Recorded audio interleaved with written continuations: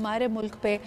کئی ایسے ادوار کئی ایسے شب و روز گزرے ہیں کہ یقیناً یہ کسی معجزے سے کم نہیں ہیں کہ آج بھی ہم ایک آزاد مملکت میں سانس لے رہے ہیں۔ گفتگو کا آغاز اسی بات سے کرنا چاہیں گے کہ 27ویں رمضان مبارک قیام پاکستان کا بھی دن اور یقیناً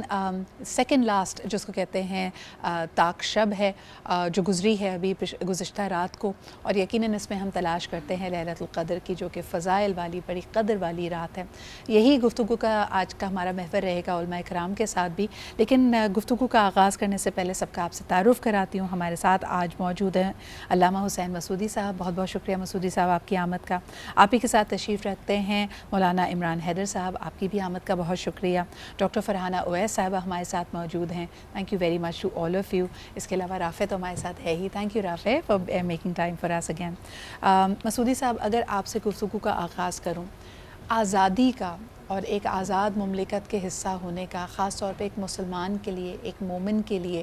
اس کا کیا معنی ہے؟ بیکاز اللہ تعالیٰ نے تو ایک مکمل ضابطہ حیات ہمیں دیا ہے، اس کے قوانین آلریڈی سیٹ ہیں، تو یہ آزادی اور دور حاضر اور پھر خاص طور پہ اسلامی اصول، ان کو ہم ساتھ لے کر کیسے چلیں؟ بسم اللہ الرحمن الرحیم۔ سب سے پہلے تو یقیناً میں یہیں سے بات کو آغاز کر دوں گا آپ کی کہ آج 27 رمضان المبارک ہے، اور 27 رمضان المبارک کو ایک طرف تو آپ کو اللہ تعالیٰ نے قرآن کا تحفہ عطا کیا،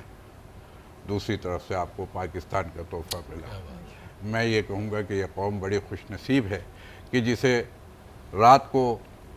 قانون مل رہا ہے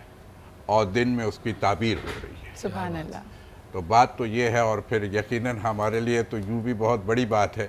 کہ ہمیں جو اسلام ملا ہے وہ محمد، علی اور فاطمہ سے ملا ہے، اور یہ پاکستان بھی جو ملا محمد، علی، فاطمہ، جناح نے دیا ہے۔ تو یہ تو ناموں کی نسبت سے بھی اس کی اپنی بڑی مماثلت پائی جاتی ہے، یعنی وہ خوبیاں، اور یقیناً اس کی 27 کا عدد بھی جو ہے وہ 2 اور 7 یہ مل کے بنتا ہے 9 کا، اور 9 کا عدد جو ہے وہ خداوند عالم نے، بہرحال یہ تو اسی کی تعبیرات ہیں ساری، کہ 9 کا عدد جو خاص ہے وہ پھر میں کہوں گا کہ وہ جو وَلَسَوْفَ يُعْطِيكَ رَبُّكَ فَتَرْضَىٰ، کہ ہم عنقریب ہے حبیب آپ کو وہ کچھ عطا کریں گے، اب یہاں سے لے کے آخرت تک اور مقام محمود تک، کہ جو کچھ عطا کریں گے وہ اپنی جگہ، اور ایک کوثر کا تحفہ دنیا میں دیا۔ تو وہ عدد کوثر یعنی شہزادی کونین فاطمہ الزہرا سلام اللہ علیہ، ان کا عدد بھی 9 کا ہے، جو چکی ہے جو اس نبوت کے گرد کہتے ہیں نا کہ حضرت مریم از یک نسبت عیسیٰ عزیز، اس سے نسبت حضرت زہرا عزیز، تو یہ تینوں نسبتوں سے اور اس سے، لیکن پھر بات یہ ہے کہ ہم نے، خدا خود کہتا ہے کہ ہم نے مکے کو یہ خوف میں آپ کو اطمینان دلایا، یہ زمین ہی تو ہے،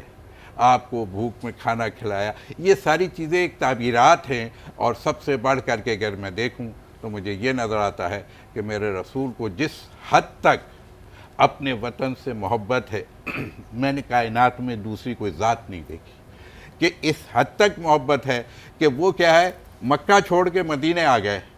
لیکن ابھی سال گزر گیا، مگر بار بار یوں کہوں کہ جس مدینے میں تھا روح میرے رسول کی مکے میں تھی، نماز میں بھی وہ اپنے مکے کو یاد کرتے تھے، کعبۃ اللہ کو یاد کرتے تھے۔ تو پھر خداوند عالم نے یہ کہہ دیا کہ اے حبیب، ہم آپ کے دل کو قد نرا، ہم دیکھ رہے ہیں آپ کے دل کو، آپ کی سوچ کو، آپ کی سوچ مکے میں ہے، تو بہرحال وہ وطن یعنی ہم آپ کے